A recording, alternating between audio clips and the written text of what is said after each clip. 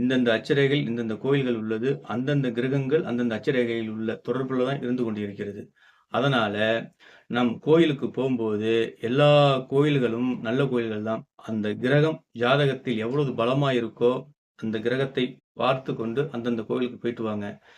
6, 8, 12ல் கிரகங்கள் போயிருந்து, அதே நேரத்தில் அதே கோயில்களுக்கு நீங்க போயிட்டு வந்தீங்கன்னா, உங்களுக்கு தப்பு தப்பான ரிசல்ட் தான் கிடைக்கும். இத நல்லா நோட் பண்ணிக்கங்க. இன்னொரு முறை சொல்றேன் பாருங்க.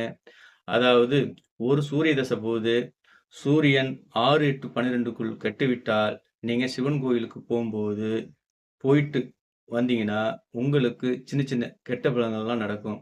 அதனால 6ஆம் இடம் திசை நடக்கிறப்போ, அந்த கோயில்களுக்கு சிவன் கோயிலுக்கு போலாம். மத்த தெய்வங்கள கும்பிடலாம். சிவன கும்பிடும்போது கொஞ்சம் டிஸ்டர்பன்ஸ் பண்ணும். அதேமாரி முருகர் கோயில் 6, 8, 12க்குள் செவ்வாய் போய்விட்டது என்றால், நீங்க செவ்வாய முருகர் கோயிலுக்கு போனீங்கன்னா, உங்களுக்கு தப்பு தப்பான ரிசல்ட்டுகள் கிடைக்கும். காரணம் என்ன?